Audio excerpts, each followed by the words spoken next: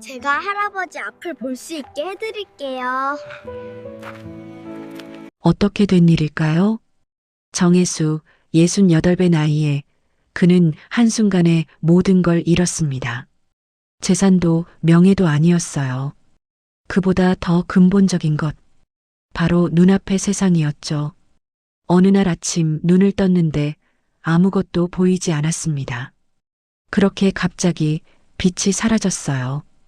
병원 진료실에서 의사는 조심스럽게 말했습니다. 회장님, 지금으로선 회복 가능성을 장담할 수가 없습니다. 혜수는 그 말을 듣고도 아무 말을 하지 못했어요. 뭐라고 해야 할지 몰랐던 거죠. 60평생을 살면서 안 되는 일이 없었던 사람이었습니다.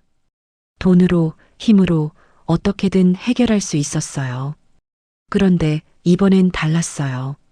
아무리 돈을 쏟아붓고 아무리 최고의 의사를 만나도 돌아오는 건 똑같은 대답뿐이었습니다. 지켜봐야 합니다. 아직은 알 수 없습니다.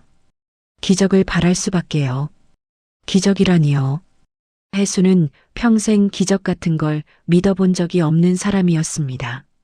집으로 돌아온 그날 밤 혜수는 처음으로 무서움을 느꼈어요. 어둠이 무서운 게 아니었습니다. 이 어둠이 영원할지도 모른다는 생각이 무서웠던 거죠.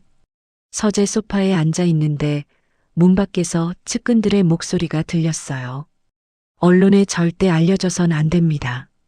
지금 경영권 문제로 얼마나 시끄러운데요. 외부 일정은 당분간 전부 취소하는 게 맞겠어요. 사람들 만나면 다 티가 나니까. 그들은 혜수를 보호한다고 했습니다. 하지만 혜수는 알고 있었어요. 자신을 보호하는 게 아니라 회사를 보호하는 거라는 걸요. 그날부터 혜수의 삶은 완전히 달라졌습니다. 아침에 일어나도 창밖을 볼 수 없었고 신문을 펼쳐도 읽을 수가 없었어요. 밤낮의 구분도 점점 흐려졌습니다. 그저 시간이 흐르는 걸 느낄 뿐이었죠. 가장 힘든 건 혼자라는 느낌이었습니다. 사람들은 여전히 그의 곁에 있었어요. 비서도 운전기사도 집사도 있었습니다. 하지만 이상하게도 혜수는 그 어느 때보다 혼자라고 느꼈어요. 밤마다 그는 침대 끝에 앉아서 옆 탁자 위에 있는 액자를 만졌습니다. 젊은 시절 회사를 처음 세웠을 때 찍은 사진이 담긴 액자였어요. 사진 속에 자기 얼굴은 볼 수 없었지만 그래도 만지고 있으면 조금은 위안이 됐습니다. 그때는 바보였었는데 혜수는 혼잣말처럼 중얼거렸어요. 그리고 그 말이 끝나기 무섭게 깊은 허무함이 밀려왔습니다. 그런데 이때 혜수는 몰랐습니다. 불과 며칠 후 자신의 삶을 완전히 바꿔놓을 만남이 기다리고 있다는 걸요. 일주일쯤 지났을까요? 어느 날 아침 비서가 조심스럽게 말을 꺼냈습니다. 회장님, 다음 주 목요일에 예정된 보육원 방문 일정이 있습니다. 혜수는 잠시 말이 없었어요. 꼭 가야 하나? 목소리에 힘이 없었습니다. 기부 실적 유지 차원에서 한 번쯤은 가시는 게 이미지 관리에도 도움이 될 겁니다. 이미지 관리. 참 웃긴 말이었어요. 자신은 아무것도 보이지 않는데 세상에 보이는 이미지는 관리해야 한다니. 하지만 혜수는 거절하지 못했습니다. 평생을 그렇게 살아왔으니까요. 해야 할 일은 하는 사람, 약속은 지키는 사람. 그게 정혜수였습니다. 알았네. 다녀오지 뭐. 그렇게 해서 울며 겨자 먹기로 보육원 방문 일정이 잡혔습니다. 목요일 아침 비서의 부축을 받으며 차에 올랐을 때 혜수는 문득 이런 생각을 했어요. 내가 지금 뭘 하고 있는 건가? 보이지도 않는 눈으로 아이들을 만나러 간다는 게 무슨 의미가 있을까요? 아이들은 자신을 어떻게 볼까요? 불쌍한 노인네라고 생각할까요? 1시간쯤 걸려서 보육원에 도착했습니다. 차에서 내리자마자 느껴지는 공기가 달랐어요. 집이나 병원과는 다른 뭔가 살아있는 소리들이 들렸습니다. 아이들이 뛰어노는 소리, 웃음소리, 누군가 공을 차는 소리. 원장이 반갑게 맞았습니다. 회장님, 어서 오세요. 아이들이 기다리고 있어요. 아, 예. 혜수는 어색하게 대답했습니다. 안으로 들어가자 공기가 조용해졌어요. 원장의 목소리가 들렸습니다.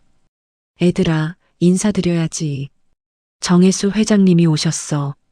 아이들의 목소리가 여기저기서 들렸습니다. 안녕하세요. 하지만 그 인사에는 따뜻함이 없었어요. 의무적이고 어색하고 조심스러웠습니다. 혜수는 알 수 있었어요. 아이들이 자신을 경계하고 있다는 걸, 진심으로 반기지 않는다는 걸, 당연한 일이었죠. 아이들은 본능적으로 압니다. 누가 진심인지, 누가 그냥 의무감으로 왔는지를요. 혜수는 그 자리에 서서 문득 자기 자신이 한없이 작아지는 기분을 느꼈습니다. 그때였어요. 할아버지, 안녕하세요. 전혀 다른 목소리가 들렸습니다.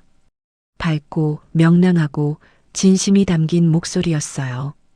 혜수는 놀라서 그쪽으로 고개를 돌렸습니다. 안녕. 저 라임이에요. 10살이에요. 발걸음 소리가 가까워지더니 작은 손이 혜수의 손을 잡았습니다. 할아버지 손 되게 차가우시네요. 아파요? 순간 혜수는 말문이 막혔어요. 이 아이는 어떻게 알았을까요? 자신이 아프다는 걸. 아니, 괜찮아. 거짓말. 손이 이렇게 차가운데요. 제 손 잡으실래요? 제 손은 따뜻해요. 라임은 자기 손으로 혜수의 손을 감쌌습니다. 정말로 따뜻했어요. 그 순간 혜수는 느꼈습니다.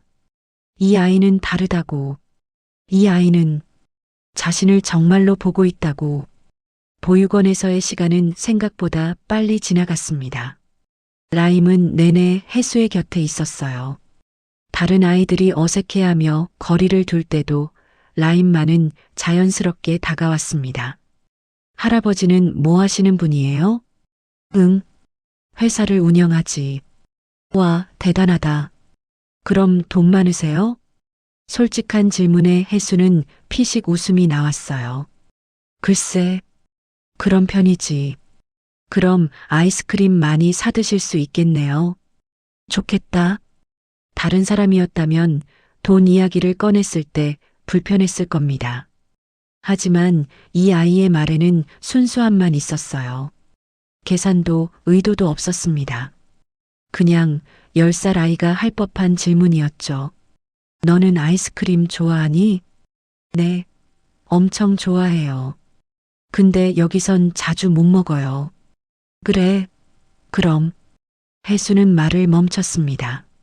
뭐라고 해야 할지 몰랐거든요. 사주겠다고 약속하기엔 자신이 다시 이곳에 올지도 확실하지 않았고, 라임이 먼저 말을 이었습니다. 괜찮아요. 언젠가 먹을 수 있을 거예요. 저는 기다리는 거 잘해요. 그 말에 혜수는 가슴이 먹먹해졌습니다. 기다리는 걸 잘한다니. 10살짜리 아이가 할 말은 아니었어요. 1시간쯤 지났을까요? 비서가 조심스럽게 말했습니다. 회장님, 슬슬 일어나셔야 할 시간입니다. 벌써? 이상했어요. 오기 전에는 1시간이 너무 길게 느껴졌는데 막상 있다 보니 짧았습니다. 라임이 혜수의 손을 잡고 입구까지 함께 걸어왔어요. 할아버지, 다음에 또 와주실 거죠? 그래, 올 수 있으면 오지. 약속이에요. 차에 오르려는데 라임이 갑자기 외쳤습니다. 할아버지, 혜수가 멈춰섰습니다. 제가요. 라임은 잠시 머뭇거리다가 또렷하게 말했어요. 제가 할아버지가 앞을 볼 수 있게 해드릴게요. 순간 주변이 조용해졌습니다. 비서도 원장도 아무도 말이 없었어요. 혜수는 당황스러웠습니다. 아이가 무슨 말을 하는 건지 이해할 수가 없었거든요. 그래, 고맙구나. 혜수는 어색하게 웃으며 대답했습니다. 농담이라고 생각했어요. 아니면 아이가 할 수 있는 순수한 위로의 말이라고. 차가 출발했습니다. 창밖을 볼 수는 없었지만 라임이 손을 흔드는 소리가 들렸어요. 또 와주세요. 꼭이요. 집으로 가는 내내 혜수는 아무 말도 하지 않았습니다. 그냥 창밖을 향한 채 가만히 앉아 있었어요. 비서가 조심스럽게 물었습니다. 회장님, 괜찮으세요? 응. 피곤하시죠? 집에 가시면 쉬셔야. 아니야. 혜수는 천천히 말했습니다. 피곤한 게 아니라 이상해서. 네. 저 아이 말이야. 마음에 자꾸 남아. 비서는 무슨 말을 해야 할지 몰라 침묵했습니다. 혜수도 더 이상 말하지 않았어요. 하지만 그의 머릿속에서는 계속 라임의 목소리가 맴돌았습니다. 제가 할아버지가 앞을 볼 수 있게 해드릴게요. 말도 안 되는 소리였어요. 10살짜리 아이가 무엇을 할 수 있겠어요. 의사도 못 고치는 걸. 그런데도 이상하게 그 말이 계속 생각났습니다. 그날 밤 혜수는 몰랐습니다. 그 말이 단순한 위로가 아니라 진짜 약속이 될 거라는 걸요. 보육원을 방문한 지 사흘째 되는 날이었습니다. 비서가 서재로 들어왔어요. 회장님, 보육원에서 소포가 왔습니다. 소포? 혜수는 의아했습니다. 뭘 보냈다는 걸까요? 네, 그리고 편지도 함께 있습니다. 편지? 비서가 조심스럽게 혜수의 손에 봉투를 쥐어줬어요. 혜수는 봉투를 만져봤습니다.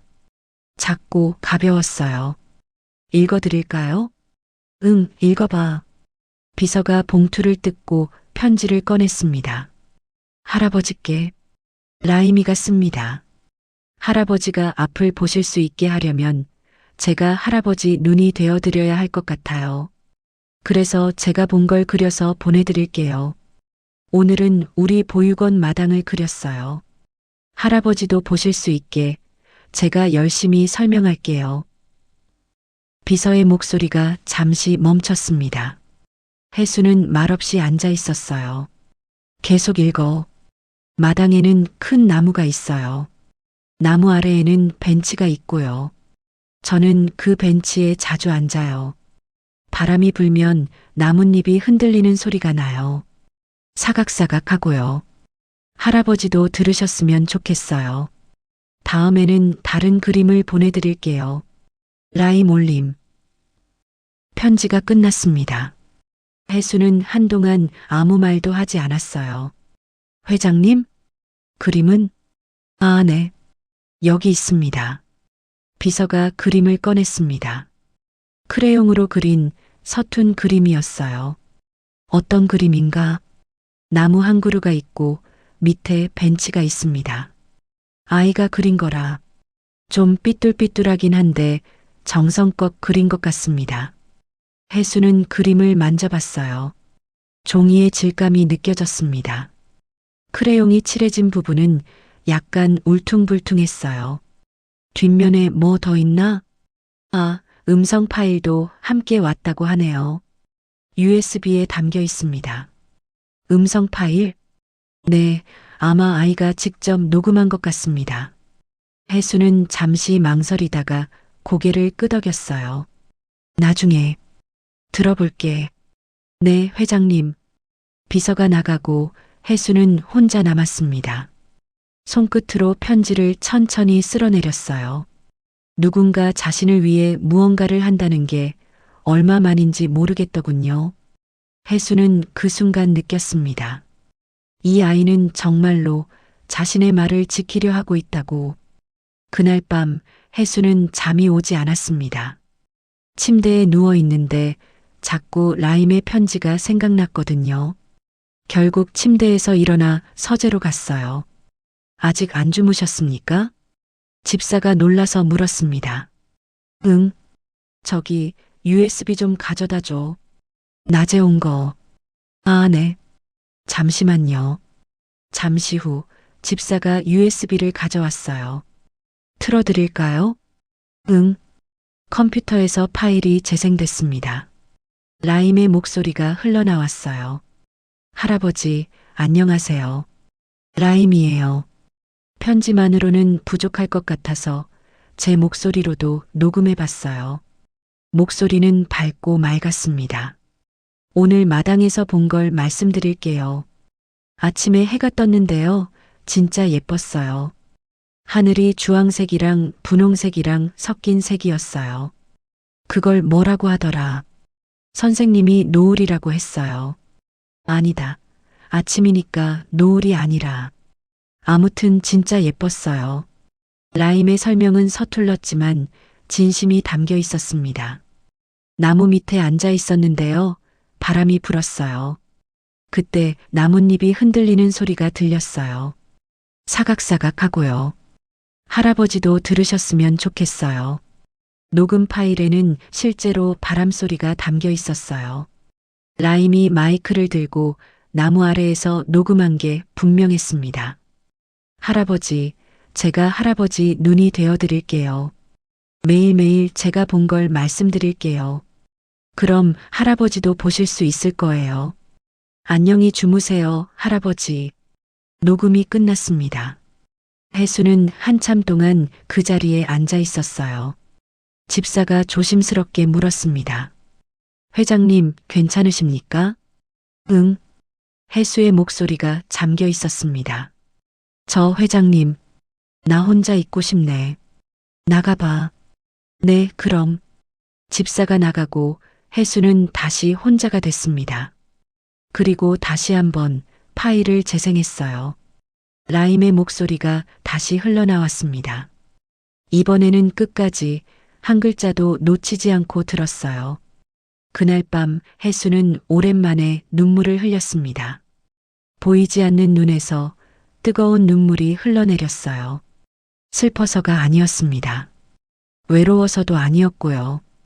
그냥 마음이 따뜻해져서였습니다.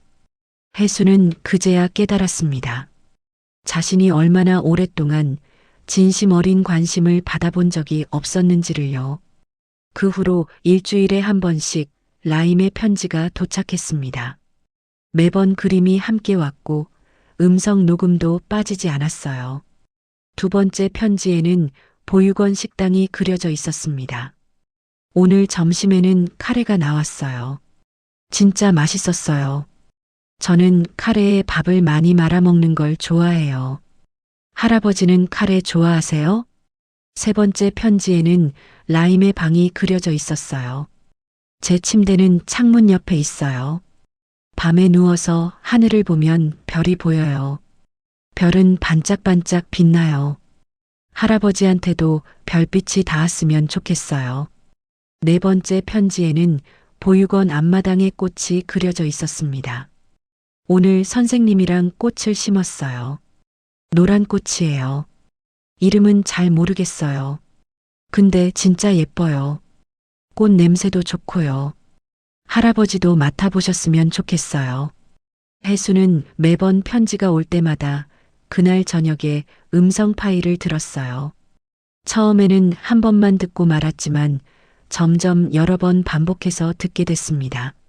라임의 목소리는 신기하게도 들을 때마다 마음이 편안해졌거든요. 한 달쯤 지났을 때였습니다. 비서가 조심스럽게 말했어요. 회장님, 보육원에서 연락이 왔습니다. 라임이라는 아이가 회장님을 만나고 싶어 한다고 합니다. 혜수는 잠시 놀랐습니다. 만나고 싶다고? 네. 원장 선생님께서 직접 전화하셨습니다. 아이가 계속 말한다고요. 혜수는 고민했어요. 사실 자신도 라임을 만나고 싶었습니다. 하지만 두려웠어요. 뭐가 두려운지는 정확히 모르겠지만 그냥 막연히 두려웠습니다. 다음 주에 시간 되나? 네, 조정 가능합니다. 그럼 다음 주 목요일에 잡아봐. 알겠습니다, 회장님. 비서가 나간 후 혜수는 혼자 생각했습니다. 내가 뭘 그렇게 두려워하는 걸까? 그리고 곧 깨달았어요. 라임이 실망할까봐 두려운 거였습니다. 편지와 녹음으로는 따뜻하게 느껴졌지만 실제로 만나면 어떨까요? 자신의 처량한 모습을 보면 라임도 실망하지 않을까요? 하지만 이미 약속은 잡혔습니다. 혜수는 몰랐습니다. 그 만남이 자신의 삶을 완전히 바꿔놓을 시작점이 될 거라는 거요. 목요일 오후 혜수는 다시 보육원을 찾았습니다. 이번에는 지난번과 달리 마음의 준비가 되어 있었어요. 아니, 준비가 되었다기보다는 기대하고 있었습니다. 차에서 내리자마자 익숙한 목소리가 들렸어요. 할아버지, 라임이었습니다. 달려오는 발소리가 들렸고 곧 작은 손이 혜수의 손을 잡았어요. 할아버지, 오셨어요. 저 기다렸어요. 그래, 나도 보고 싶었어. 혜수는 솔직하게 말했습니다. 정말요? 저도요. 편지 받으셨어요? 응, 다 받았어. 녹음도 다 들었고. 우와, 진짜요? 어땠어요? 라임의 목소리에는 설렘이 가득했습니다. 좋았어. 내 목소리 들으면 마음이 편해지더라. 저도 할아버지 생각하면 마음이 따뜻해져요. 라임은 혜수의 손을 잡고 안으로 안내했어요. 할아버지, 제가 앉는 벤치로 가요. 편지에 썼던 그 벤치요. 그래, 가보자. 두 사람은 천천히 마당으로 걸어갔습니다. 혜수는 라임의 작은 손을 꽉 잡았어요. 놓칠까봐 조심스럽게. 여기에요. 이 벤치에 저 매일 앉아요. 라임이 혜수를 벤치에 앉게 했습니다. 그리고 자신도 옆에 앉았어요. 할아버지, 지금 바람 불어요. 느껴지세요? 정말로 바람이 불고 있었습니다. 혜수는 고개를 끄덕였어요. 응, 느껴져. 나뭇잎 소리도 들려요. 사각사각하고요. 혜수는 귀를 기울였습니다. 정말로 나뭇잎 소리가 들렸어요. 녹음으로만 들었던 그 소리가 지금 실제로 들리고 있었습니다. 라임아. 네. 고마워. 뭐가요? 편지, 녹음, 다. 혜수의 목소리가 떨렸습니다. 라임은 잠시 조용히 있다가 조심스럽게 말했어요. 할아버지, 저는요. 응? 할아버지가 행복하셨으면 좋겠어요. 눈이 안 보여도 괜찮아요.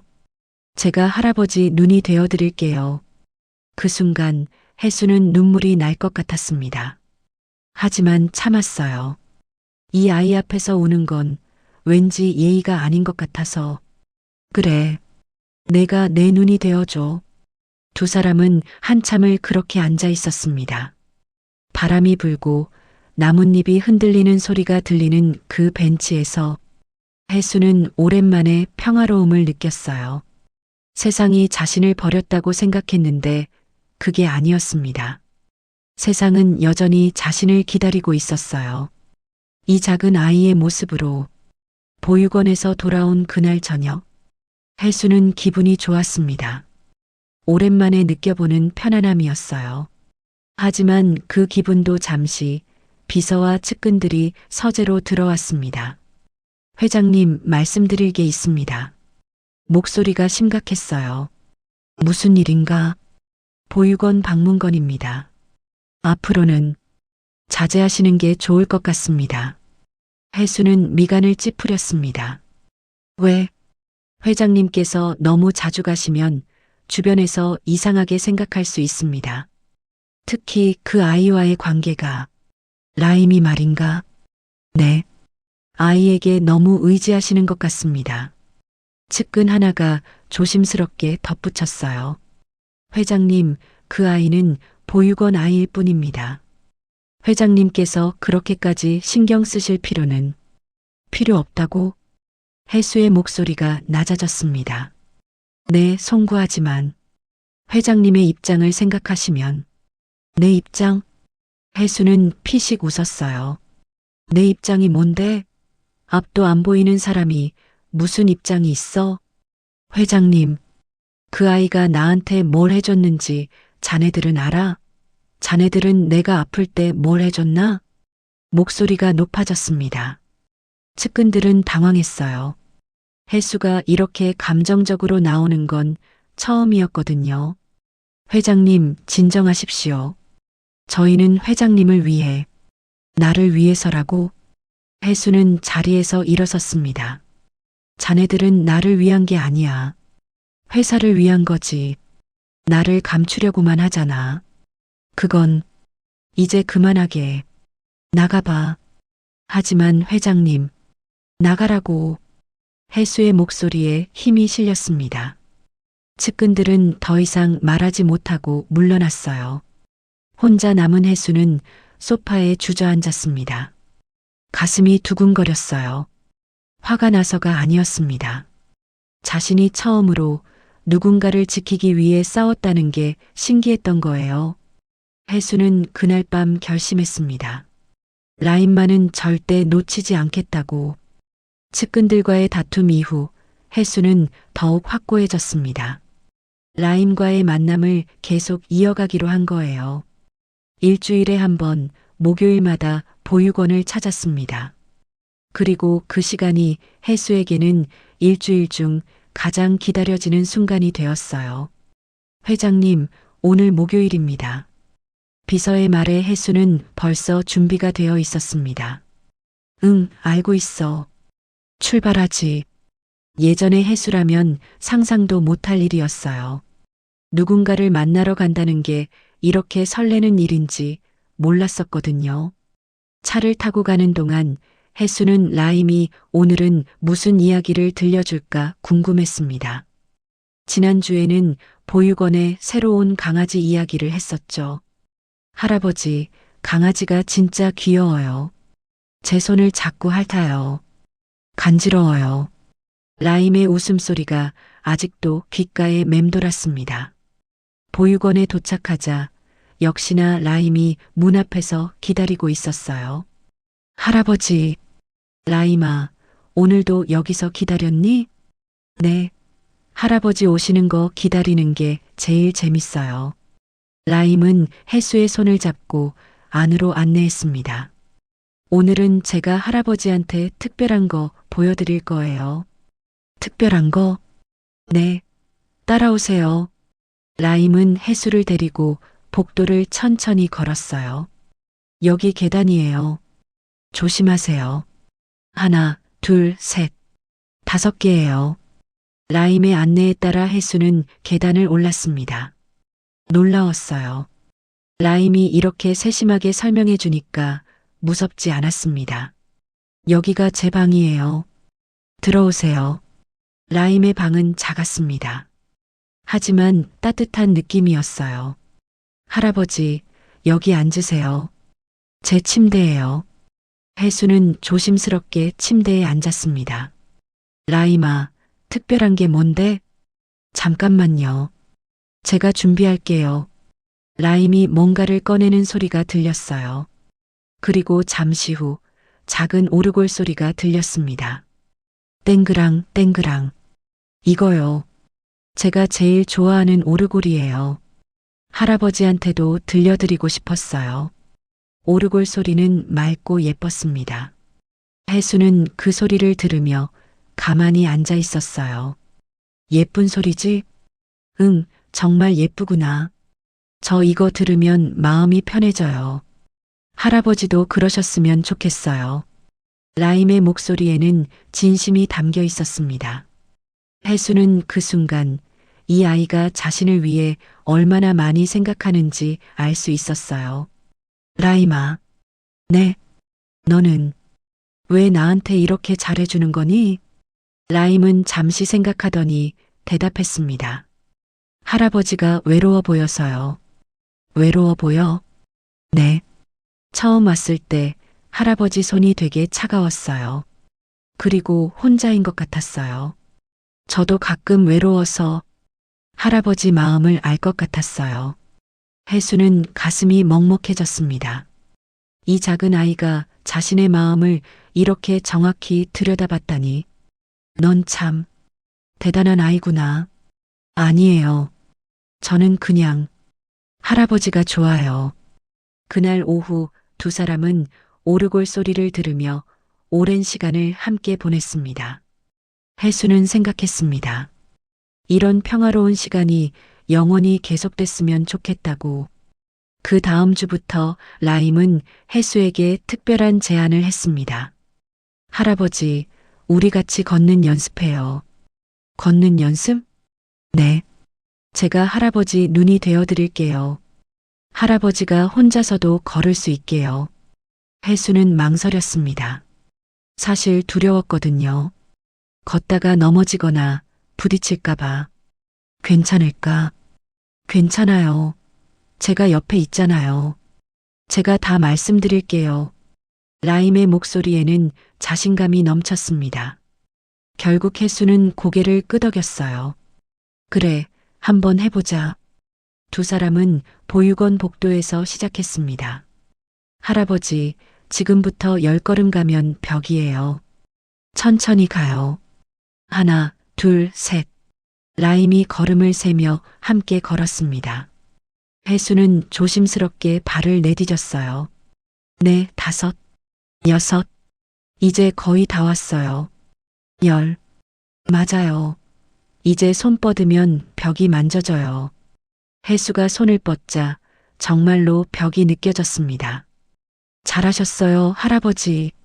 라임이 박수를 쳤어요. 해수는 이상한 기분이 들었습니다. 이렇게 간단한 일에도 뿌듯함을 느끼다니. 한 번 더 해볼까요? 응, 해보자.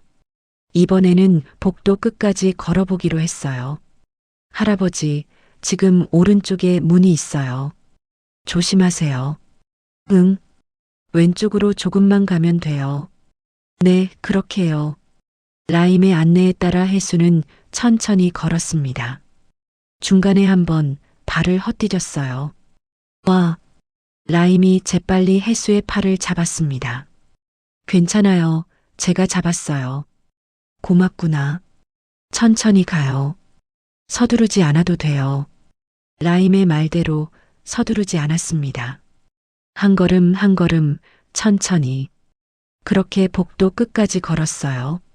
다 왔어요. 할아버지, 해냈어요. 라임이 기뻐하며 해수의 손을 꽉 잡았습니다. 해수도 모르게 웃음이 나왔어요. 그래, 해냈구나. 다음 주에는 더 멀리 가봐요. 그래, 더 멀리 가보자. 그날 이후 해수는 조금씩 자신감을 되찾기 시작했습니다. 그렇게 한 달이 흘렀습니다. 해수는 이제 라임과 함께 보육원 마당까지 걸을 수 있게 됐어요. 목요일마다 만나는 게 너무나 자연스러워졌습니다. 그런데 어느 날, 목요일이 왔는데 라임이 나타나지 않았어요. 라임이는 어디 있나요? 해수가 원장에게 물었습니다. 아, 그게... 원장의 목소리가 난처해졌어요. 오늘은 라임이가 올 수 없을 것 같습니다. 왜요? 아픈가요? 아니, 그게 아니라... 원장은 잠시 망설이다가 말했습니다. 며칠 전에 아이들끼리 다툼이 있었어요. 라임이가 다른 아이를 감싸다가 함께 휘말렸습니다. 다툼이요? 네. 그래서 지금 라임이는 잠시 외부인 접촉이 금지됐습니다. 규칙이라서요. 해수는 가슴이 철렁 내려앉았습니다. 언제까지요? 일주일 정도. 아마 다음 주에는 볼 수 있을 겁니다. 그렇군요. 해수는 더 이상 묻지 않았어요. 규칙이라면 어쩔 수 없는 일이었으니까요.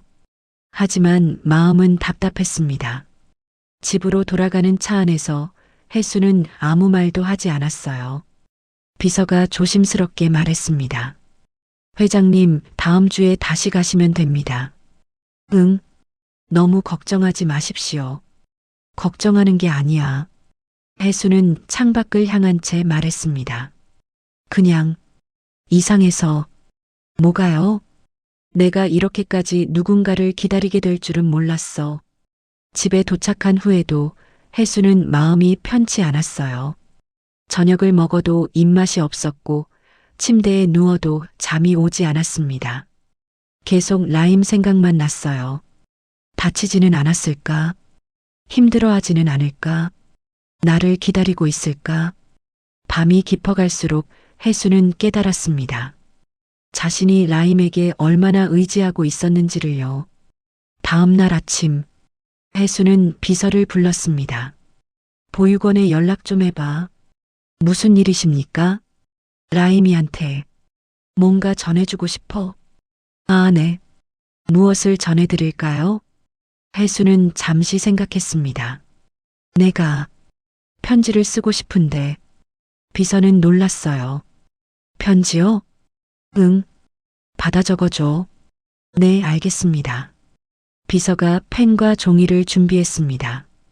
혜수는 천천히 입을 열었어요. 라임아, 할아버지야. 비서가 받아 적기 시작했습니다. 목요일에 못 만나서 많이 섭섭했어. 아니, 섭섭한 게 아니라 걱정됐어. 혜수의 목소리가 떨렸습니다. 너한테 뭔 일이 생긴 건 아닌가 해서 다치지는 않았는지 힘들지는 않은지 말을 하다가 혜수는 잠시 멈췄어요. 계속하시겠습니까? 응. 혜수는 다시 말을 이었습니다. 라임아, 할아버지는 내가 참 고마워. 내가 없었으면 아마 아직도 방 안에만 있었을 거야. 내가 내 손을 잡아줘서, 내가 내 눈이 되어줘서 할아버지는 다시 살아갈 용기가 생겼어. 혜수의 눈가가 촉촉해졌습니다. 그러니까 너무 힘들어하지 마. 할아버지가 항상 응원하고 있어. 다음 주 목요일에 꼭 보자. 할아버지가 기다릴게. 편지가 끝났습니다. 비서는 말없이 받아 적은 편지를 읽어줬어요. 이대로 전달해 드릴까요? 응, 부탁해. 네, 알겠습니다. 비서가 나간 후 혜수는 혼자 생각했습니다. 내가 이렇게까지 누군가를 그리워하게 될 줄이야. 68평생을 살면서 이런 마음은 처음이었어요. 가족에게도 친구에게도 느껴본 적 없는 그리움이었습니다. 그날 오후 보육원에서 연락이 왔어요. 회장님, 라임이가 편지 잘 받았다고 합니다. 그래. 네, 그리고 라임이가 전해달라는 말이 있습니다. 뭐라고? 비서는 웃으며 말했습니다. 할아버지, 걱정 마세요. 저 괜찮아요. 다음 주 목요일에 꼭 만나요. 저도 할아버지 보고 싶어요. 혜수는 그제야 안도의 한숨을 내쉬었습니다. 그래, 잘 됐네. 하지만 혜수는 몰랐습니다. 라임이 전하지 못한 말이 있다는 걸요. 그 시각 보육원에서는 라임은 자기 방에 앉아 혜수의 편지를 읽고 또 읽었습니다.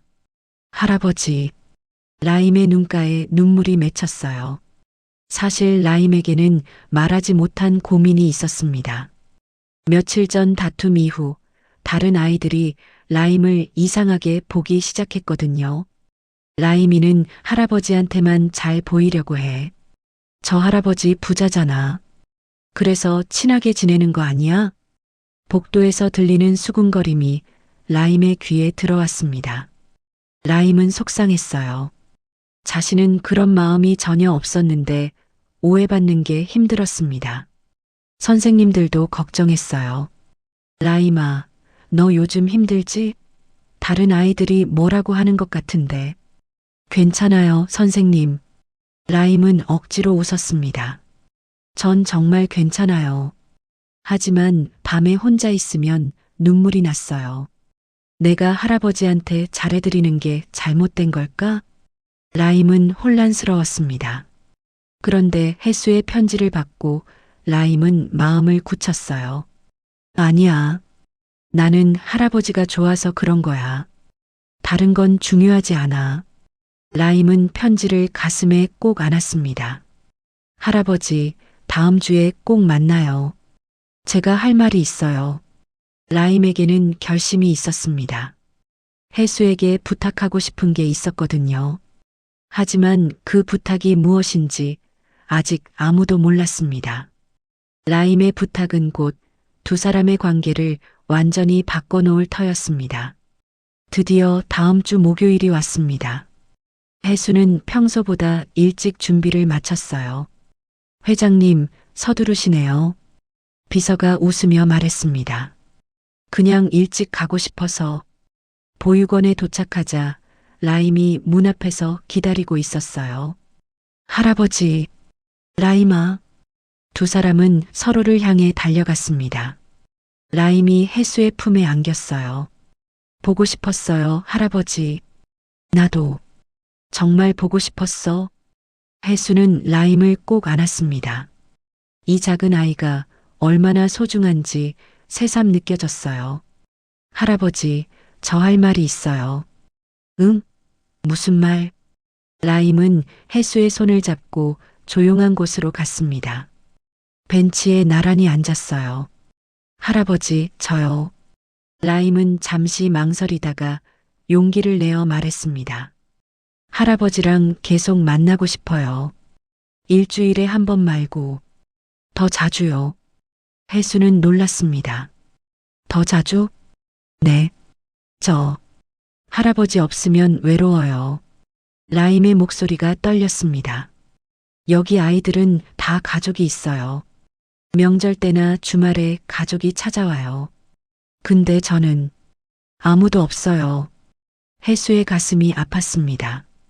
할아버지가 오시면 저는 진짜 가족이 생긴 것 같아요. 그래서 라임은 혜수의 손을 꼭 잡았어요. 할아버지, 제 할아버지가 되어주실래요? 진짜 할아버지처럼요?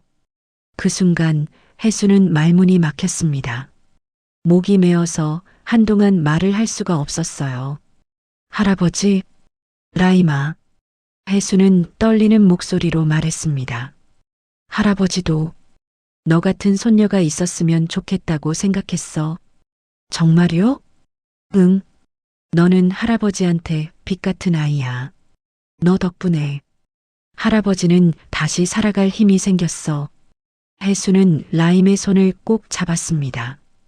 그러니까 할아버지도 내 할아버지가 되고 싶어. 진짜 할아버지처럼. 할아버지. 라임이 혜수의 품에 안겼어요.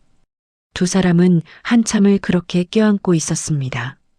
바람이 불고 나뭇잎이 흔들렸어요. 하지만 두 사람은 외롭지 않았습니다. 이제 서로가 있었으니까요. 그렇게 두 사람은 진짜 가족이 되기로 약속했습니다. 서로를 가족으로 받아들인 후 두 사람의 관계는 더욱 깊어졌습니다. 혜수는 이제 라임을 손녀라고 불렀고 라임은 혜수를 할아버지라고 불렀어요. 혈연은 아니었지만 마음만은 진짜 가족이었습니다. 그런데 곧 그 관계를 시험하는 일이 생기게 됩니다. 어느 목요일 오후 라임이 혜수에게 조심스럽게 말을 꺼냈습니다. 할아버지, 다음 주에 우리 보육원에서 작은 음악회가 있어요. 저도 피아노 연주할 거예요. 할아버지한테 꼭 들려드리고 싶어요. 혜수는 잠시 망설였습니다. 보육원을 정기적으로 방문하는 것과 공개적인 행사에 참석하는 건 다른 문제였거든요. 할아버지가 못 오시면 괜찮아요. 라임의 목소리에서 슬픔이 느껴졌어요. 혜수는 가슴이 아팠습니다. 라임아, 할아버지가 생각 좀 해볼게. 집으로 돌아온 혜수는 고민에 빠졌습니다. 가고 싶었어요. 하지만 많은 사람들 앞에 서는 게 두려웠습니다. 다음 날 측근들이 반대했습니다. 회장님, 지금 경영권 문제로 얼마나 예민한 상황인지 아시지 않습니까? 만약 회장님의 시력 상실이 알려지면 자네들 말은 다 맞아. 혜수가 천천히 입을 열었습니다. 회사도 중요하고 경영권도 중요하지. 하지만 그 모든 게 저 아이 하나만큼 중요한가? 측근들은 말문이 막혔어요. 내가 이 나이까지 살면서 뭐가 정말 중요한지 이제야 알았네. 진짜 중요한 건 누군가를 진심으로 아끼는 마음이야. 혜수는 자리에서 일어났습니다. 나는 간다. 자네들이 뭐라고 하든. 그 결심은 혜수의 인생에서 가장 용기 있는 선택이었습니다. 드디어 토요일. 혜수는 아침부터 긴장했어요. 보육원에 도착하자 이미 많은 사람들이 모여 있었습니다. 혜수는 숨이 막혔어요. 할아버지, 라임의 목소리가 들렸습니다. 오셨어요. 정말 오셨어요. 당연하지. 약속했잖아. 라임은 혜수를 객석으로 안내했습니다. 여기 앉으세요. 제가 연주하는 게 제일 잘 들리는 자리예요. 할아버지, 제가 열심히 연습했어요. 곧 음악회가 시작됐어요. 아이들의 합창 소리가 울려 퍼졌습니다. 혜수는 가만히 듣고 있었어요. 보이지 않았지만 느껴졌습니다. 다음은 라임 학생의 피아노 독주입니다. 잠시 후 피아노 소리가 울려 퍼졌습니다. 차이콥스키의 사계 중에서 봄이었어요. 라임의 연주는 서툴렀지만 진심이 담겨 있었습니다. 한음 한음 정성껏 눌러내는 게 느껴졌어요. 혜수는 듣다가 눈물이 났습니다. 이 작은 아이가 자신을 위해 얼마나 열심히 준비했을까? 연주가 끝나자 박수 소리가 터져 나왔어요. 잘했어, 라임아. 혜수가 힘껏 외쳤습니다. 음악회가 끝나고 라임이 혜수에게 달려왔어요. 할아버지, 어떠셨어요? 훌륭했어. 할아버지는 내가 자랑스러워. 두 사람은 벤치로 갔습니다. 바람이 불고 나뭇잎이 흔들렸어요. 할아버지, 지금 바람 불어요. 나뭇잎 소리도 들려요. 혜수는 귀를 기울였습니다. 정말로 나뭇잎 소리가 들렸어요. 그 순간 혜수는 깨달았습니다. 이게 진짜 행복이구나. 보이지 않아도 풍경을 느낄 수 있구나. 혜수는 다시 세상 속으로 들어가겠다는 결심을 했습니다. 음악회 다음 주부터 혜수의 일상이 달라지기 시작했습니다.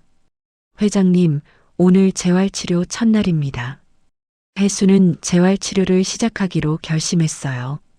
시력을 되찾을 순 없지만 혼자 생활하는 법을 배우고 싶었습니다. 점자를 배우고 흰 지팡이를 사용하는 법을 익혔어요. 힘들었지만 포기하지 않았습니다.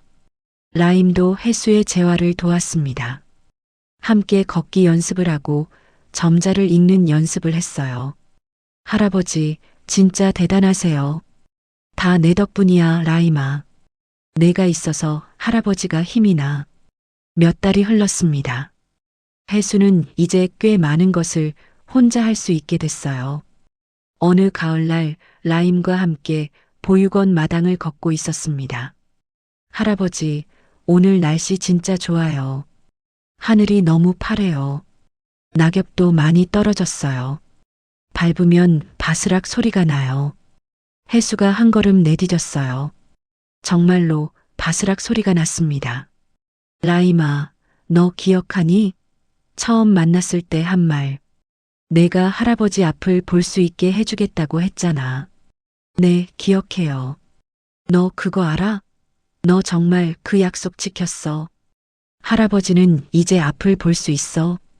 눈으로는 아니지만 마음으로는 볼 수 있거든. 라임은 말없이 혜수를 안았어요. 내 덕분이야. 고마워, 라임아. 혜수는 더 이상 어둠 속에 있지 않았습니다. 어느 겨울날 아침, 혜수는 혼자 침대에서 일어났습니다. 세면대로 가서 세수를 하고 거실로 나왔어요. 모두 혼자서요. 회장님, 오늘 라임 양이 오는 날이잖아요. 응, 알고 있어. 창밖에서 차 소리가 들렸습니다. 할아버지, 밖에 눈 왔어요. 우리 밖에 나가요. 두 사람은 밖으로 나가 눈사람을 만들었어요. 혜수는 벤치에 앉아서 라임의 움직이는 소리를 들었습니다. 모두가 음악 같았어요. 며칠 후 혜수가 비서를 불렀습니다. 보육원의 후원 체계를 만들고 싶네. 아이들 교육비를 전액 지원하고 장학금 제도도 만들어줘. 이름은 빛나는 미래 장학금으로 하지. 라임이 자신에게 빛을 준 것처럼 다른 아이들에게도 빛을 주고 싶었습니다. 일주일 후 보육원에서 원장과 만났어요. 회장님, 정말 감사합니다. 아닙니다. 제가 더 감사하죠. 이곳이 저한테 준 게 얼마나 큰지. 라임이가 제 인생을 바꿔놨어요. 그 은혜를 조금이나마 갚고 싶습니다. 그날 저녁 라임이 해수를 찾아왔습니다. 할아버지, 원장 선생님한테 들었어요. 장학금이랑 후원 이야기요. 너무 감사해요. 라임아, 할아버지가 고마운 거야. 내가 있어서. 해수는 깨달았습니다. 주는 게 받는 것보다 더 행복하다는 걸. 봄이 왔습니다. 라임이 조심스럽게 말했어요. 할아버지, 저 요즘 생각하는 게 있어요. 저 음악 선생님이 되고 싶어요. 할아버지처럼 외로운 사람들한테 음악을 들려주고 싶어요. 좋은 꿈이구나. 근데 할아버지, 저 무서워요. 제가 잘할 수 있을까요? 해수는 라임의 손을 잡았습니다. 라임아, 내가 어디서 자랐는지는 중요하지 않아. 중요한 건 내가 어떤 마음을 가졌느냐야. 너는 할 수 있어. 너는 할아버지한테 빛을 줬잖아. 고마워요, 할아버지. 그 시간 동안 해수 주변 사람들도 변했습니다. 측근들은 더 이상 라임 이야기를 꺼내지 않았어요. 회장님, 요즘 많이 밝아지셨습니다. 예전과는 많이 다르십니다. 비서가 말했어요. 라임 양 덕분인 것 같습니다. 맞아. 그 아이 덕분이지. 회사 임원들도 찾아왔어요. 회장님, 요즘 경영 판단이 더 사람을 생각하시는 것 같습니다. 직원들이 회사에 대한 충성도가 높아졌어요. 라임을 처음 만난 지 정확히 1년이 되는 날, 해수는 특별한 준비를 했습니다. 보육원에서 라임과 벤치에 앉았어요. 라임아, 할아버지가 선물이 있어. 해수는 작은 상자를 꺼냈습니다. 안에는 나침반이 달린 목걸이가 있었어요. 내가 어디를 가든 길을 잃지 않도록. 그리고 어디에 있든 할아버지가 내 곁에 있다는 걸 잊지 말라고. 라임의 눈에 눈물이 가득 찼어요. 라임아, 할아버지는 내가 큰 사람이 될 거라고 믿어. 내 꿈을 꼭 이루길 바라. 할아버지, 우리는 이제 가족이야. 영원히. 두 사람은 서로에게 빛이었습니다. 그날 저녁 해수는 집 서재에 혼자 앉아 지난 1년을 떠올렸어요. 시력을 잃고 절망했던 날들, 세상과 단절되고 혼자라고 느꼈던 시간들, 그리고 라임을 만난 순간, 제가 할아버지가 앞을 볼 수 있게 해드릴게요. 라임은 정말 그 약속을 지켰어요. 눈으로 보게 해준 건 아니었지만 마음으로 보게 해줬습니다. 세상을, 사람을, 사랑을. 해수는 웃었어요. 68배 나이에 인생에서 가장 중요한 걸 배웠습니다. 진짜 보는 건 눈이 아니라 마음이라는 것. 진짜 빛은 밖에 있는 게 아니라 안에 있다는 것. 라임한테서 문자가 왔습니다. 할아버지, 오늘 너무 행복했어요. 목걸이 평생 간직할게요. 사랑해요, 할아버지. 해수의 눈가가 촉촉해졌습니다. 답장 보내줘. 라임아, 할아버지도 사랑해. 너는 할아버지 인생의 가장 큰 선물이야. 해수는 창가로 걸어갔습니다. 창밖을 볼 수는 없었지만 느낄 수 있었어요. 마음속 가득한 행복을. 할아버지도 이제 앞을 보시네요. 라임이 언젠가 했던 말이 떠올랐습니다. 그래, 이제 보여. 정말로. 세상이 얼마나 아름다운지, 사람이 얼마나 소중한지 모두 보였어요. 마음의 눈으로. 3년 후, 라임은 중학생이 되어 있었습니다. 여전히 매주 해수를 찾아왔고 두 사람의 관계는 더욱 깊어졌어요. 어느 가을날, 라임이 학교에서 상을 받았어요. 할아버지, 제가 피아노 대회에서 1등 했어요. 정말 잘했구나. 할아버지, 저 약속 지킬게요. 음악 선생님 되는 거요. 그래서 할아버지처럼 외로운 사람들한테 음악을 들려줄 거예요. 너라면 할 수 있어. 두 사람은 보육원 마당을 천천히 걸었습니다. 낙엽이 떨어지고 바람이 불었어요. 할아버지 만나서 정말 행복해요. 앞으로도 계속 함께 있어 주실 거죠? 당연하지. 영원히. 해수는 더 이상 앞이 보이지 않는 걸 슬퍼하지 않았어요. 라임이 있었으니까요. 라임도 더 이상 외롭지 않았습니다. 해수가 있었으니까요.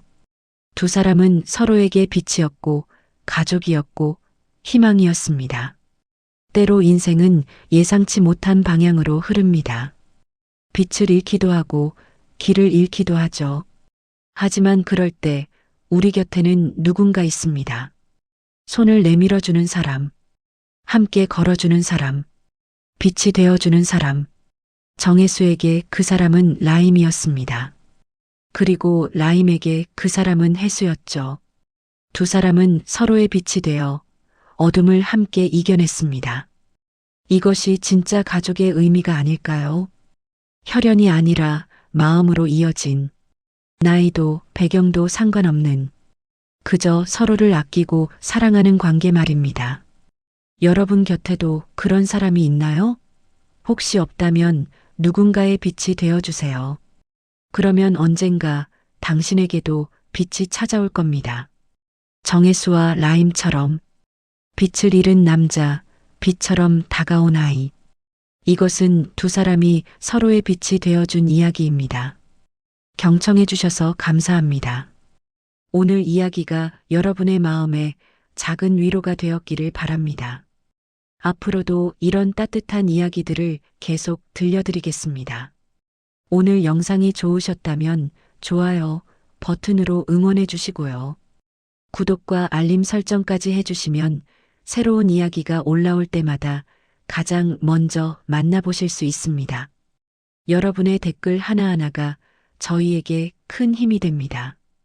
오늘 이야기에 대한 소감 혹은 여러분만의 따뜻한 경험이 있다면 댓글로 나눠주세요. 다음 이야기에서 또 뵙겠습니다. 건강하세요.